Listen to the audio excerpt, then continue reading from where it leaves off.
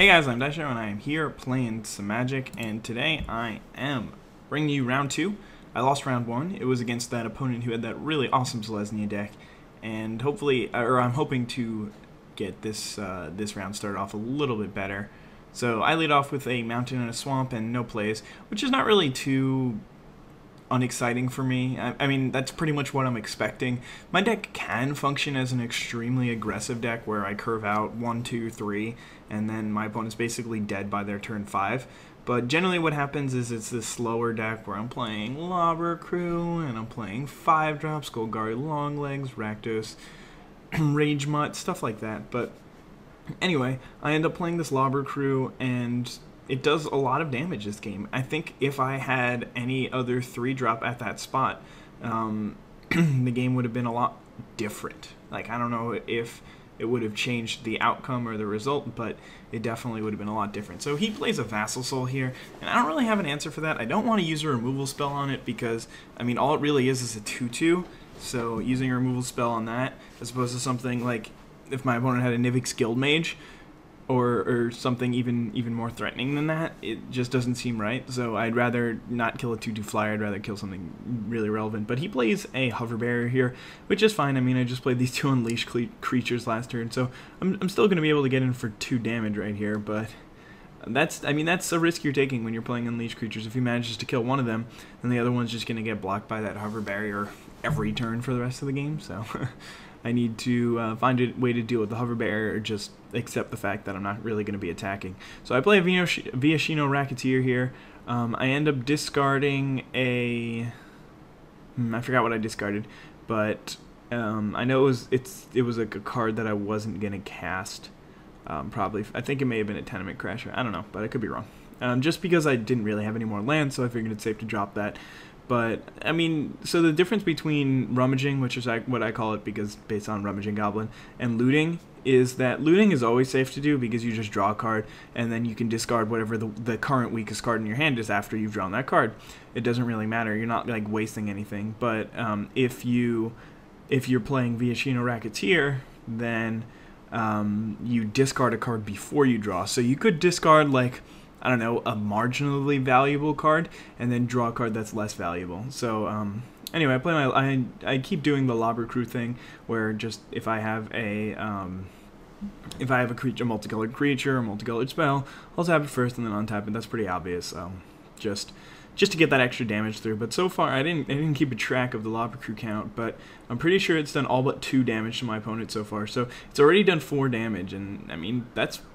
Is that right? Yeah, he definitely has, because he did 2 for the Cackler and 1 by itself, and then 1 for the Hellhole Flailer so far, and he's going to do another one later. So, I mean, just sometimes you just have to take note of these kind of things, like how good some cards perform for you in some matchups, and then there are just other matchups where Lobber Crew would do nothing. Like, yeah, sure, it'll get in for like 1 damage, but I would much rather be a creature that can attack and block profitably rather than just be a 0 power creature. But anyway, he plays an Izzet Keyrune, so he hasn't done a whole lot. He played that Splatter Thug Ununleashed, which completely walled off my entire side. That plus the fact that he's got a Hover Barrier means that I really can't even attack. And I'm just gonna have to like grind this game out if I want to be able to win. But anyway, I Skullrend him here, and Skullrend was just another one of those cards that I put in the deck because I knew that I wasn't going to be the most aggressive most of the time, and there were going to be the games where I was, but most of the time I wasn't going to be the most aggressive. But so I wanted to basically be able to grind the game out, and making them discard 2 cards at random is really good for grinding that game out, especially since it also does a couple of damage. It untaps my Lobber Crew, which is not usually relevant, but it is in this case, so that's really good for me. So yeah, I managed to get rid of 2, like a Skyline Predator and 1 other card. I can't remember what it was. So but they were both spells. It's not like I was even making him discard land, so that's just really good for me.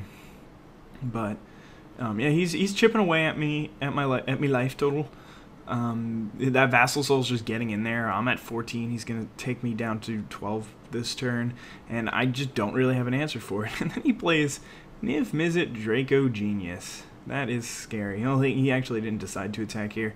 I think he was just under the plan of Now I've landed Niv Mizzet. All I have to do is survive now, and I'm gonna win the game.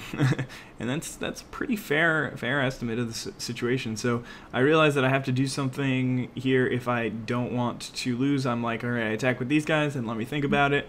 And then I end up also attacking with the Hellhole Flailer. So I basically swing in with my entire team, and I haven't really thought about it too much what his optimal blocks would be.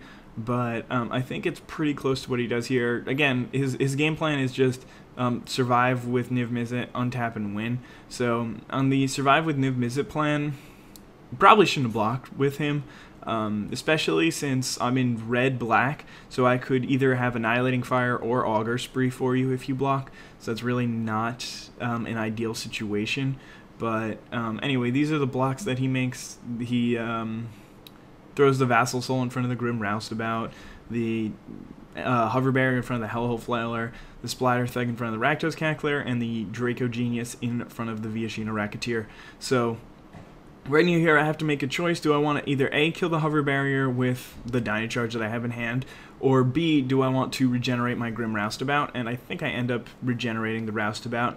And I also have an Augur Spree in hand, so I am able to take out Niv Mizzet, which is really good because I definitely needed to do that. So I'm just going to regenerate my Roustabout, and then combat's going to happen. And the Vassal Soul and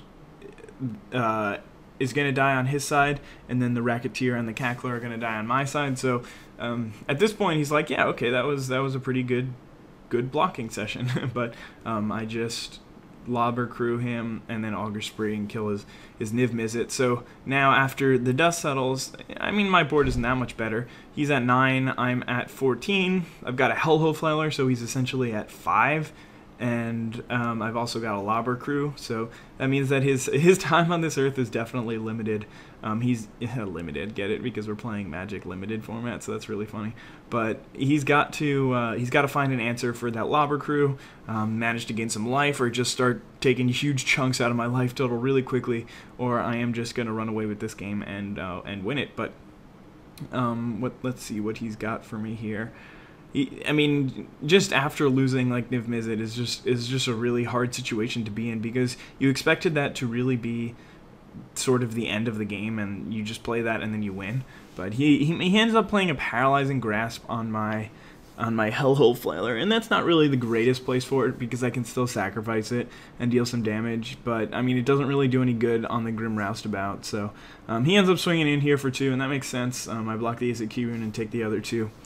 I don't really want him to loot. That would not be beneficial for me, but yeah, so that wasn't really too successful of a turn. He got in for 2 damage, and Paralyzing Grasp, something that couldn't really attack too well anyway.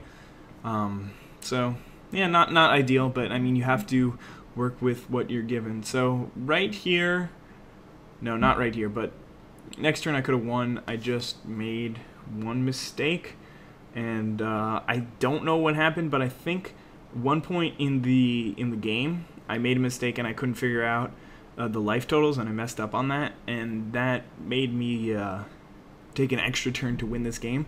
So what I should have just done was Lobber Crew him for 1, take him down to 7. Instead of playing the long legs, I should have launch partied my Grim Roustabout at something, dealt 2 more to him, and then my next turn I should have just Lobber Crewed him and then Hellhole Flailed him.